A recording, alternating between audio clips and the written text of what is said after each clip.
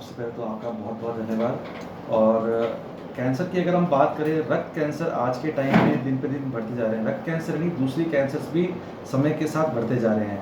जिस तरह से हम देखते हैं कि लोगों के जो खाने पीने का जो तरीका है धीरे धीरे बदलता जा रहा है, टाइमिंग बदलता जा रहा है। जो खेतों के अंदर जितना पेस्टिसाइड्स डलता है, हमारी जो रिवर आती है, पानी जो हम लेते हैं वो कितना दूषित होता जा रहा है। जिस एनवायरनमेंट में हम रहते हैं वो हमारे हिसाब से अनुकूल नहीं है, जिसकी वजह से इस तरह के रोग दिन प्रतिदिन हमें घेरते जा रहे हैं। लोगों में जिस तरह से आदतें हो रही हैं, जिस तरह से धूम्रपान या शराब का सेवन करने की जो आदतें हैं, इसकी वजह से अलग अलग तरह के कैंसर्स उत्पन्न हो रहे हैं। अगर मैं दूसरे कैंसर्स की बात करूं तो भी आज भारत आज के समय में कहीं ना कहीं ब्रेस्ट कैंसर कैपिटल बन गया है। सबसे ज़्यादा ब्रेस्ट कैंसर के केसेस आज भारत में ही पाए जाते हैं और सबसे ज़्यादा महिलाओं के अंदर जो डेथ्स होती है वो ब्रेस्ट कैंसर में ही होती है। तो हम चाहते हैं कि जितने भी ये कैंसर्स हैं वो ज़्यादातर हमने देखा है कि हमारे यहाँ पे जब आते हैं तो ये स्टेज 3, स्टेज 4 मतलब लास्ट स्टेज के अंदर हमारे पास में आते हैं या बढ़े हुए आते हैं काफ़ी। तो हम चाहते हैं लोगों को जागरूक करें जितना हो सके, ताकि वो इन कैंसर्स को समय रहते पकड़ सके, पहली स्टेज में पकड़ सके, शुरुआती स्टेज में पकड़ सके, ताकि इनका हम निवारण कर सके, बहुत ज़्यादा दवाइयाँ देने की ज़रूरत ना पड़े और भारत कैंसर कैपिटल की बजाय एक कैंसर सर्वाइवर कैपिटल बने। जी बिल्कुल। एक sir bone marrow blood cancer के अंदर क्या होता है, ब्लड कैंसर में कैंसर की जो कोशिकाएं जो होती है वो पूरे शरीर में फैल जाती हैं। तो हम अगर कोई भी दवाई देते हैं वो काफ़ी हद तक तो उसको क्योर करती है, पर कहीं ना कहीं पूरी तरह से क्योर करना बड़ा मुश्किल हो जाता है। बोन मैरो ट्रांसप्लांट से हम कहीं ना कहीं उसका खून बदल देते हैं। ठीक है, जैसे अगर मैं एक बात करूं, हम एक खेत के अंदर जब कटाई करते हैं, फसल की कटाई होती है, उसके बाद में हम बीज बनाते हैं जी, और उस फूल के जो बीज को जो होता है हम वापस से बोते हैं, जिससे फिर से फसल होती है। तो उसको हम एक तरह से बोन मैरो ट्रांसप्लांट भी यही प्रोसेस है। जैसे हमने पेशेंट जिसको ब्लड कैंसर है, हमने उसको कीमोथेरेपी दिया, कीमोथेरेपी देने के बाद में हमने उसका जो है बोन मैरो पूरी तरह से क्लीन कर दिया। अब उसमें कैंसर के कोई सेल्स नहीं है, तो उसके बोन मैरो के थोड़े से सेल्स जो होते हैं वो हम लेते हैं, पेशेंट का बोन मैरो कम्प्लीटली बंद करते हैं और उसी बोन मैरो की कोशिकाओं को बीज के रूप में हम वापस से उसके शरीर में डाल देते हैं। और जब वो बीज ग्रो करते हैं तो 1 के लाख बनते हैं, आप ये समझ लीजिए। तो नॉर्मल सेल्स ग्रो होते हैं बजाय कि कैंसर सेल्स। जैसे अभी हमने किया, उसके अंदर हमने जो एक भाई है उसने अपने भाई को बोन मैरो ट्रांसप्लांट दिया और जीवन दान दिया एक तरह से, जो 4 साल से हमारे पास इलाज दे रहा था, पर अब कहीं ना कहीं दवाइयाँ काम नहीं कर पा रही थी।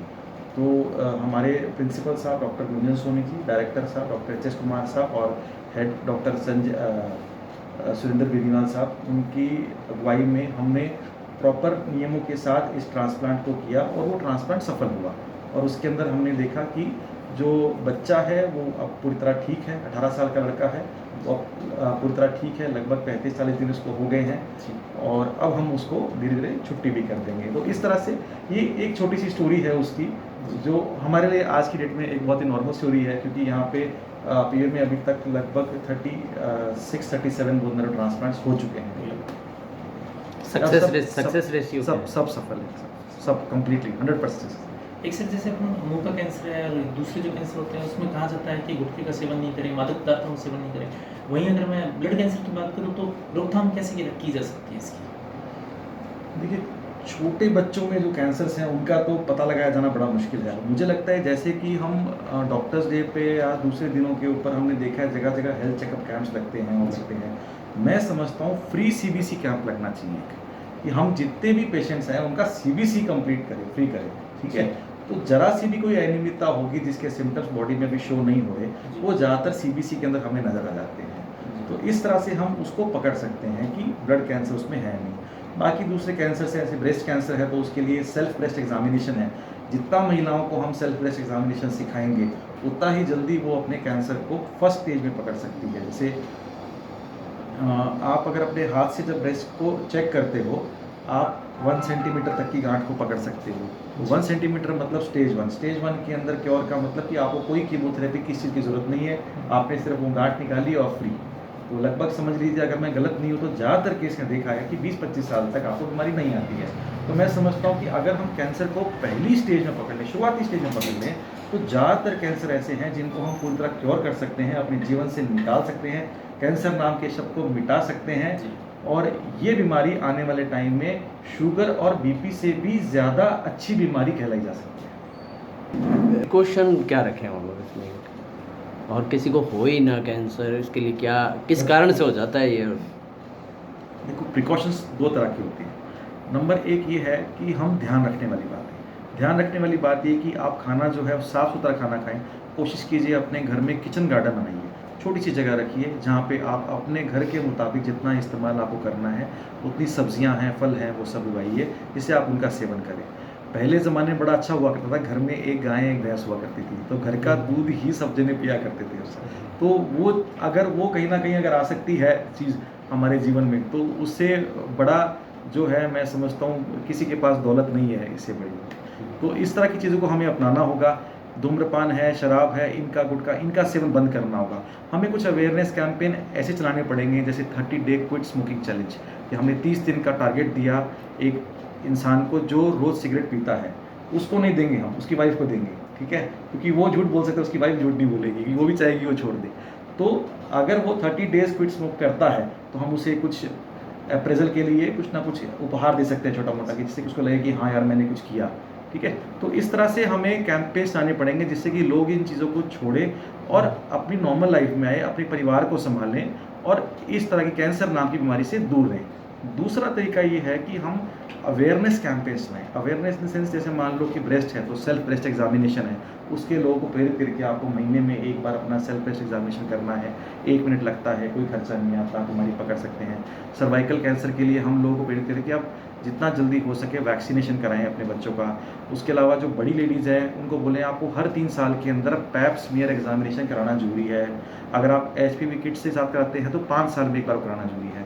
तो इस तरह के अवेयरनेस कैंपेन हमें चलाने पड़ेंगे ताकि हम उन लोगों को समझा सकें जिनको हम ये कह सकें कि देखिए अगर आप यहाँ से बाहर निकले, ठीक है, आपके जीवन में लिखा हुआ है कि बारिश आएगी, पर अगर छाता आप रखेंगे तो आप भीगेंगे नहीं, ठीक है। तो वही चीज़ इसके अंदर आती है कि अगर हम जो है ये अवेयरनेस रखते हैं, सेल्फ एग्जामिनेशन करते रहते हैं, हम पैप स्मीयर की जांच हर 3 साल में कराते रहते हैं, तो हम इन चीज़ों से अगर हमारी बीमारी लिखी भी होगी तो भी हम उसको पहली स्टेज से पकड़ के उसे ख़त्म कर सकते हैं। तो कुछ कोई डाइट वगैरह फॉलो कर रहे हैं तो डाइट के लिए मैं समझता हूँ कि एक अच्छा शुद्ध शाकाहारी भोजन जो होता है उससे अच्छी कोई चीज़ नहीं होती है, तो आप उसको कम्प्लीटली फॉलो करें। दूध, दही, छाछ, लस्सी, घी, दूध ये सब ले सकते हैं, इसमें कोई ऐसी दिक्कत वाली बात नहीं है। वेजिटेबल्स जितना हो सके फ्रेश लें, धोएं उनको तरीके से, काफ़ी देर तक पानी में रखें जिससे कि उनका जो एक्स्ट्रा जो आर्टिफिशियल चीज़ हैं वो उस पर जितना हो सके, पानी बहुत बड़ा सॉल्वेंट होता है, ज़्यादातर चीज़ें वो उसमें उसको निकाल देता है। फ्रूट्स जितना हो सके मैक्सिमम खाएं और सीजनल फ्रूट्स खाएं, नॉन सीजनल नहीं। जैसे आम का सीजन है तो आम खाएं, जिसका सीज़न है वो फ्रूट्स खाएं, तो आपको ज़्यादातर आपको फ्रेश मिलेगी। ये चीज़ें हैं। जितना हो सके पानी का सेवन करें, कोशिश करें एक हैबिट डालें कि नारियल पानी रोज़ 1 गिलास जरूर लें। ये तो थी डाइट की बात, और इसके अलावा मैं करूँगा मन की बात। अपने मन को हमेशा शुद्ध रखो, साफ रखो और स्वस्थ रखो। कम से कम 6 से 8 घंटे की नींद लो, किसी तरह की कोई टेंशन मत रखो। दुनिया में ऐसी कोई चीज़ नहीं है कि जिसके जो अगर कोई चीज़ लिखी है ऐसी कि आपको लगता है किसी चीज़ का आपको डर लगता है कि हाँ ये ऐसा होगा, कोई बात नहीं, देख लेंगे। जितना अगर आप टेंशन फ्री लाइफ रखोगे अपनी, उतना ही ज़्यादा आप स्वस्थ रहोगे। तो हम समझते हैं जितना हो सके अपने आप को व्यस्त करो, परिवार में व्यस्त करो, बच्चों में व्यस्त करो, तो आप इससे भी आप काफ़ी हद तक बीमारियों से निजात पा सकते हैं। Thank you sir.